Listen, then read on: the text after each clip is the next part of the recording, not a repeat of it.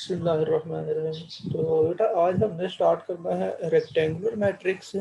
इससे पहले हम मैट्रिक्स की definition, row matrix, column matrix, उसकी एंट्रीज के बारे में, मैट्रिक्स के नेम्स के बारे में डिस्कशन कर चुके हैं।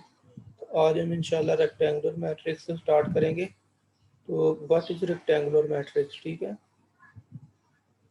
तो बेटा हमने मैट्रिक्स में जब डिफाइन मैट्रिक्स में किया था तो हमने कहा था कि elements are arranged in horizontal and vertical line, ठीक है। तो एलिमेंट जो है वो हॉरिजॉन्टली और वर्टिकली अरेंज्ड होते हैं, ठीक है।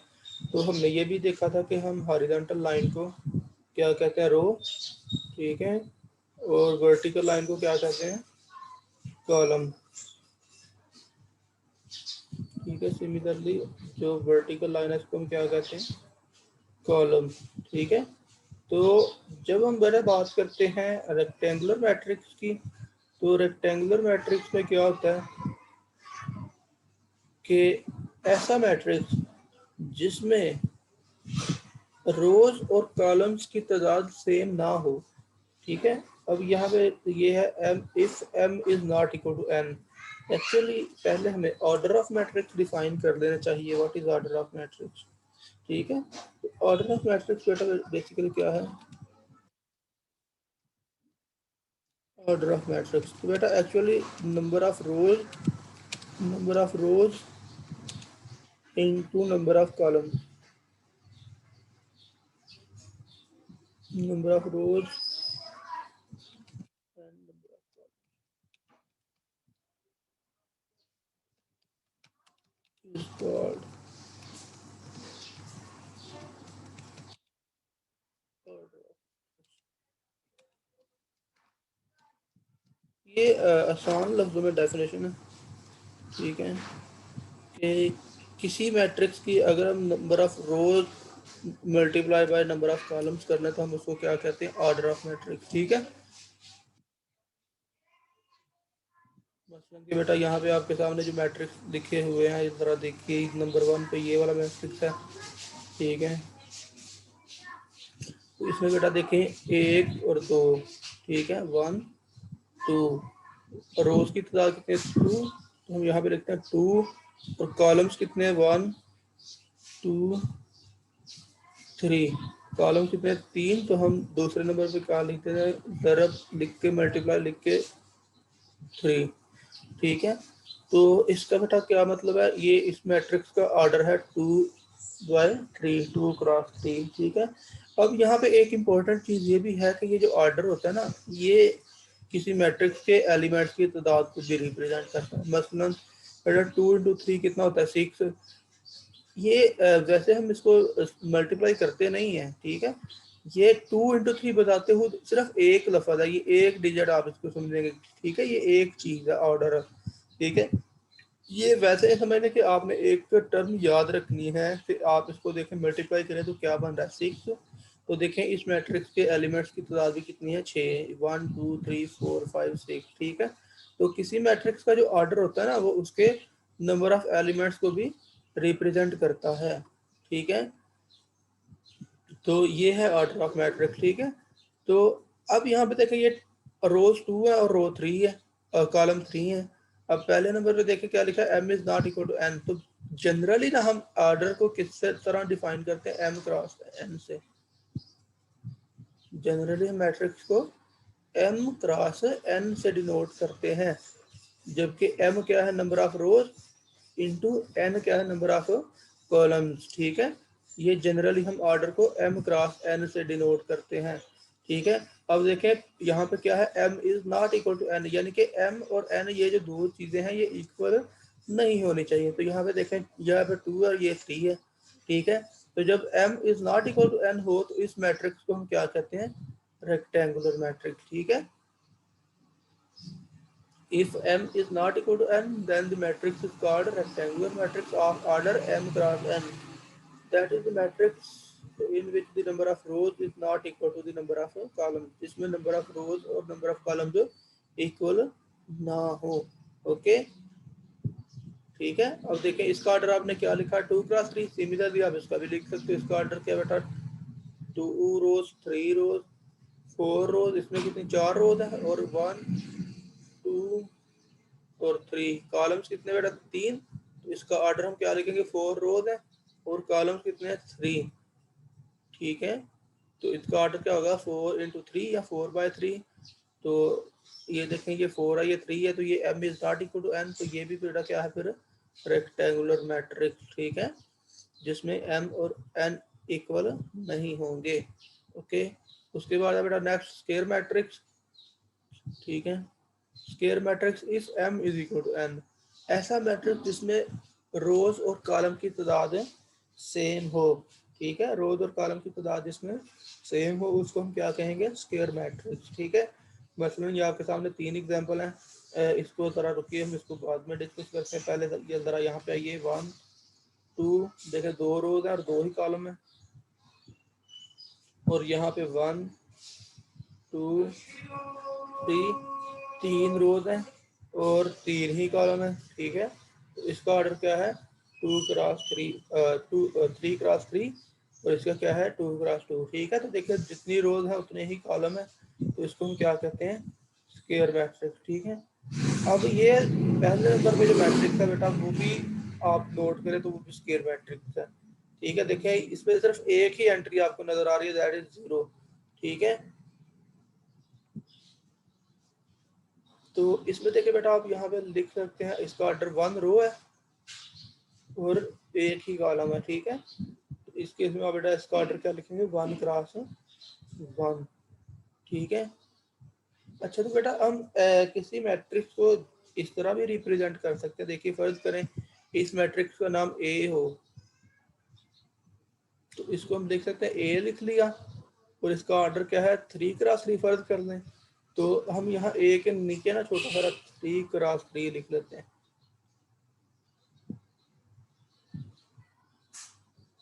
या इन केस के मैट्रिक्स क्या है स्क्वायर मैट्रिक्स, स्क्वायर मैट्रिक्स होना तो क्योंकि ये 3 क्रॉस 3 है, ठीक है, तो हम यहाँ पे जस्ट 3 ही लिख लेते हैं, सिर्फ एक दफा 3, एक दफा 3 लिखने का क्या मतलब है कि बेटा ये स्क्वायर ए क्या है स्क्वायर मैट्रिक्स ऑफ ऑर्डर 3, यानी कि इसमें 3 रोज है और 3 कॉलम्स हैं। इसी तरह से यहाँ पे देखें फर्ज करें इसको इस मैट्रिक्स को आप लिखते हो ए, तो इसको आपको लिखना पड़ेगा ए ऑफ ऑर्डर 2 रोज और 3 कॉलम, तो यहाँ पे आप 2 क्रॉस 3 लिखोगे, 2 रोज और 3 कॉलम है, ठीक है। ये मैट्रिक्स को रिप्रेजेंट करने का भी तरीका है। कई बार ऐसा होता है कि आपको जस्ट मैट्रिक्स का नाम दे दिया जाता है, ठीक है, और आपको मैट्रिक्स खुद बनाना पड़ता है, जिस तरह आप एंट्रीज ये वाली A11 A12 वगैरह लिख के आप मैट्रिक्स खुद लिखते हो, ठीक है। तो एंट्रीज आप फिर किस हिसाब से लिखोगे मैट्रिक्स के ऑर्डर के हिसाब से लिखोगे, जितनी उसकी रोज होंगी जितने उसके कॉलम्स होंगे उतने आप स्मॉल एज लिख के फिर एलिमेंट की लोकेशन आप लिख लोगे A11 A12, ठीक है, और ये सारी चीज़ें आप लिख सकते हो, ठीक है। तो उसके बाद है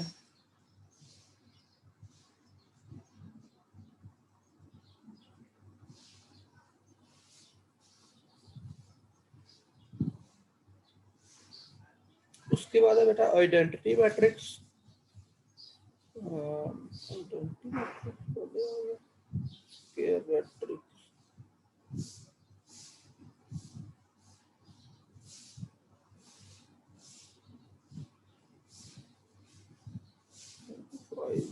है।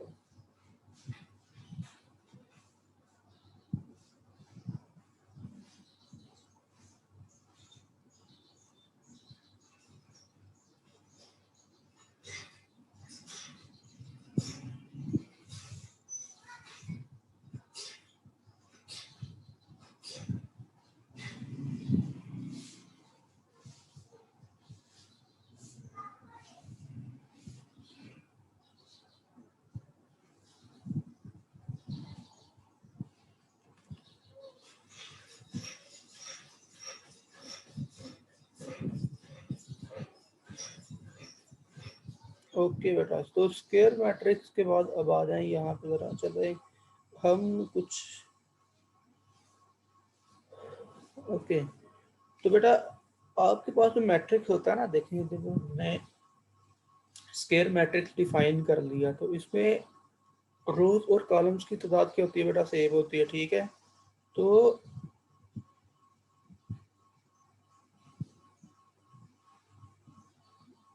बेटा यहाँ पे ना आपके पास मैट्रिक्स में दो डायगोनल्स बनते हैं, ठीक है, डायगोनल बनते हैं, ठीक है। ये दो डॉटेड लाइन आपको नजर आ रही है, ठीक है बेटा, एक ये डायगोनल और एक ये डायगोनल, ठीक है।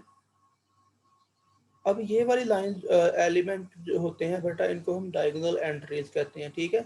अब जब हम मैट्रिक्स की बात करेंगे तो मैट्रिक्स पे जब भी हम नाम लेंगे ना डायगोनल का, तो अब ये मैट्रिक्स आपको दो डायगोनल नजर आ रहे हैं, तो बेटा यहाँ पे इनके जो नाम है ना अलग अलग है, देखिएगा जरा।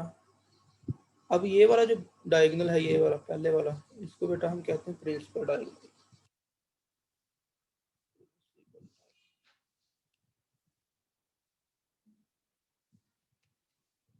और इसको दूसरे को बेटा हम क्या कहते हैं, सेकेंडरी डायगोनल।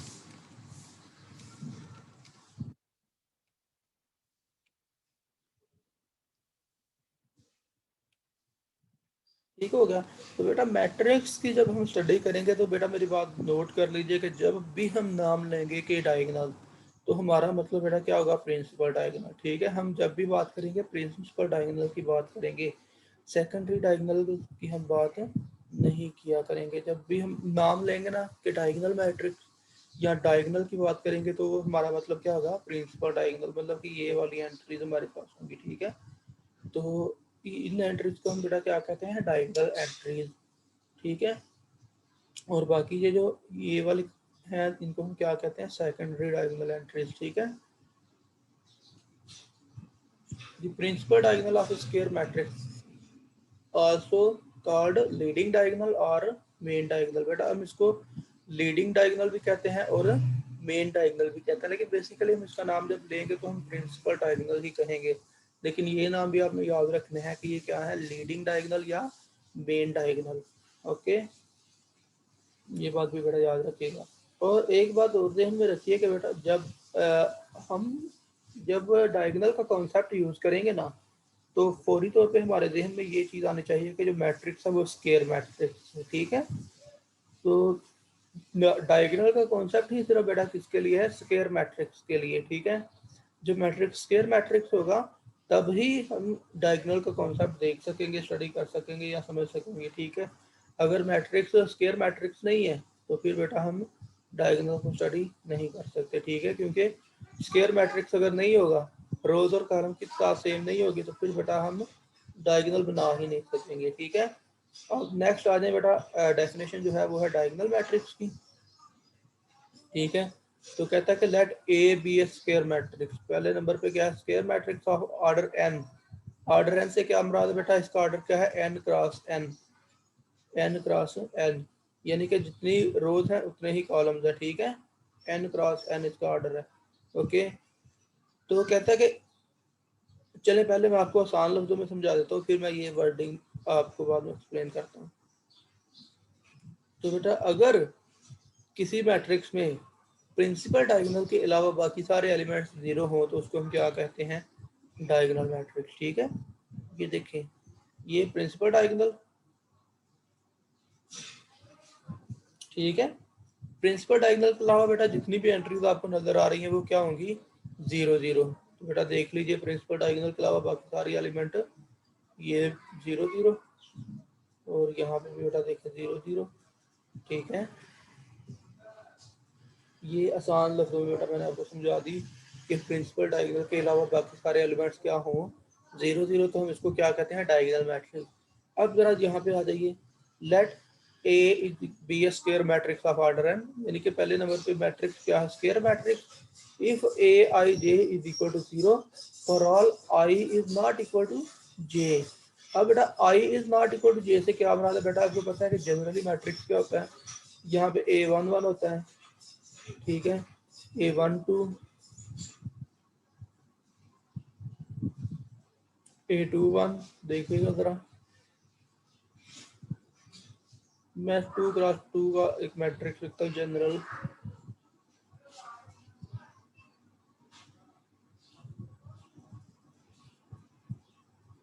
तो बेटा देखिए कहता है कि A I J is zero for all I is not equal to J. तो आई और जे कहाँ पे इक्वल नहीं है बेटा, देखिए वो नॉन डायगोनल एंट्रीज में जीरो है। देखिए बेटा ये देखिए, ये यहाँ पे है A12, तो 1 is not equal to 2, I is not equal to J. इसी तरह A21, ठीक है। तो ये देखिए ये भी आई और जे इक्वल नहीं है, तो ये वाली एंट्रीज कहता है कि जीरो होनी चाहिए, ठीक है। And at least one A I J is not equal to zero for I is equal to J. तो कहता है कि जहाँ आई और जे इक्वल है, मतलब कि ये प्रिंसिपल डायगोनल की एंट्रीज है, ठीक है। ये देखें प्रिंसिपल डायगोनल में आई और जे इक्वल है ना, ये देखें A11 है, A22, अगर 3 क्रॉस 3 होगा तो नेक्स्ट A33 आएगा, A44 आएगा एंड सो ऑन। मतलब कि जो आई होगा वही जे होगा सब्सक्रिप्ट में, ठीक है। तो कहता है कि इन दोनों में से कम एक नॉन जीरो होना चाहिए। ये वाले जो दो हैं ये तो पक्के जीरो ही होने चाहिए, ठीक है। लेकिन इन दोनों में से कम एक एलिमेंट नॉन जीरो होना चाहिए। जैसे कि आपके सामने बेटा ये एग्जांपल्स हैं, तो बेटा देखिए ये इस केस में देखें, ये इसमें प्रिंसिपल डायगोनल के अलावा प्रिंसिपल डायगोनल के अलावा बाकी तो सारे के सारे जीरो ही होने चाहिए, लेकिन जो प्रिंसिपल डायगोनल है उसमें कम से कम एक एलिमेंट नॉन जीरो होना चाहिए। लेकिन यहाँ पे देखें, यहाँ पे तीनों ही नॉन जीरो हैं, इट्स ओके, ठीक है। इन तीनों में से कम एक नॉन जीरो होना चाहिए था। ये भी जीरो हो सकता था, ये भी जीरो हो सकता था, लेकिन फिर ये जीरो नहीं होना चाहिए। या ये जीरो है, ये जीरो है, तो ये फिर ये नॉन जीरो होना चाहिए। मतलब इन तीनों में से कम एक एंट्री नॉन जीरो होनी चाहिए, ओके।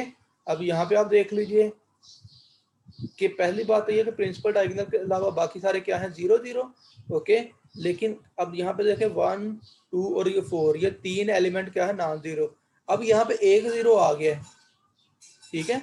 अब यहाँ पे क्योंकि ये भी जीरो हो सकता है, ये भी जीरो, लेकिन फिर ये जीरो नहीं हो सकता।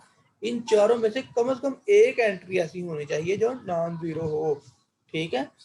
सारी भी नॉन जीरो हो सकते हैं, लेकिन कम से कम एक लाजमी तौर पर नॉन जीरो होनी चाहिए, ठीक है।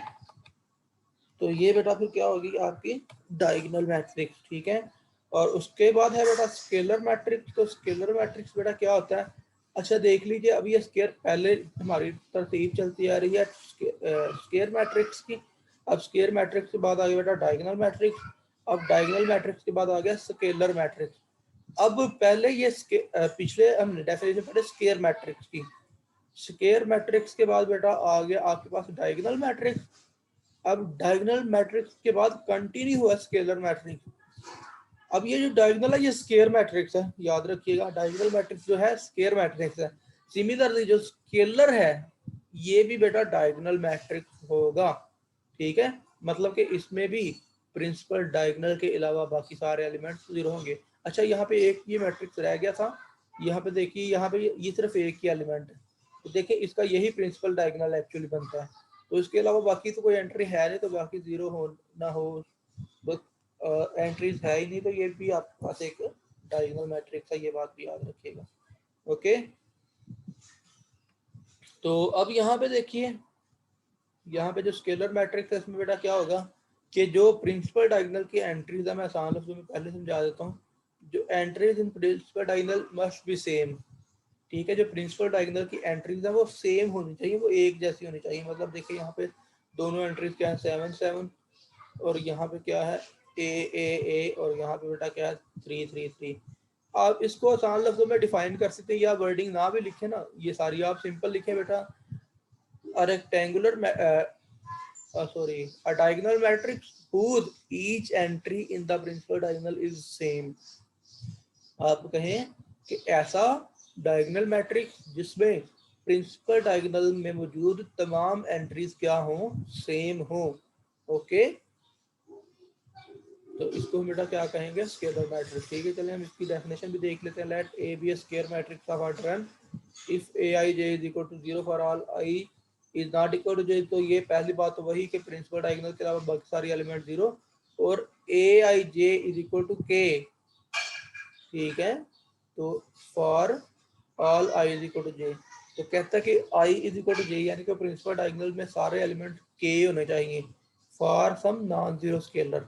ये कोई भी नॉन जीरो स्केलर हो सकता है, लेकिन एक जैसे एलिमेंट्स होने चाहिए। Then A is called scalar matrix. ठीक है, हो गया। उसके बाद है बेटा यूनिट मैट्रिक्स या आइडेंटिटी मैट्रिक्स। तो बेटा ये एक स्केलर मैट्रिक्स है। देखिए तरतीब का याद रखिए, पहले डायगोनल, ठीक है, फिर बेटा आ गया स्केलर,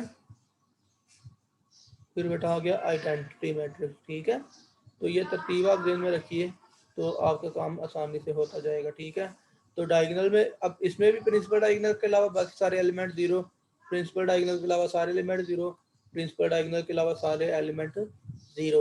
और ये तीनों क्या है, स्क्वायर मैट्रिक्स, ये बात याद रखिएगा। अब आइडेंटिटी मैट्रिक्स क्या है बेटा, आइडेंटिटी मैट्रिक्स को आप बेटा डिफाइन कर सकते हो, it is a scalar matrix whose each entry in the principal diagonal is one. तो देखें स्केलर में, स्केलर मैट्रिक्स में आप देखें ना, कहते हो ना कि प्रिंसिपल डायगोनल की सारी एलिमेंट सेम हो, तो आइडेंटिटी में भी सेम होंगे लेकिन इक्वल टू वन वन, सारी एलिमेंट वन वन के इक्वल होंगे। ठीक है, तो प्रिंसिपल डायगोनल की हर एंट्री क्या होगी, one one one, and that is called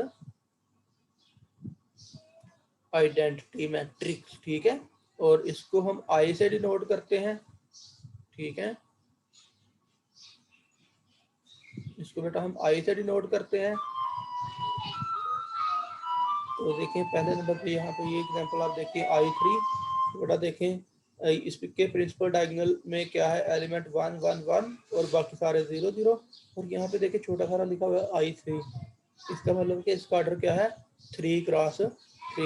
अब जनरली हम इसको किस तरह से लिख सकते हैं बेटा, इस तरह लिख सकते हैं कि प्रिंसिपल डायगोनल में वन वन, बाकी सारे एलिमेंट जीरो जीरो। तो देखिए ये क्या है, ये बेटा आपके पास स्केलर मैट्रिक्स ही है और प्रिंसिपल डायगोनल के सारे एलिमेंट सेम भी है और वो वन के इक्वल भी हैं। ठीक है, तो ये क्या है बेटा, आइडेंटिटी मैट्रिक्स। ठीक है, और इसके अलावा इंशाल्लाह हम नेक्स्ट जो डेफिनेशन है वो इंशाल्लाह नेक्स्ट लेक्चर में स्टार्ट करेंगे। तो अभी तक आज के लेक्चर में अगर किसी को कोई क्वेश्चन है डेफिनेशन की, किसी के समझ नहीं आई तो बेटा आप पूछ सकते हो, कोई क्वेश्चन है तो बेटा पूछ लें।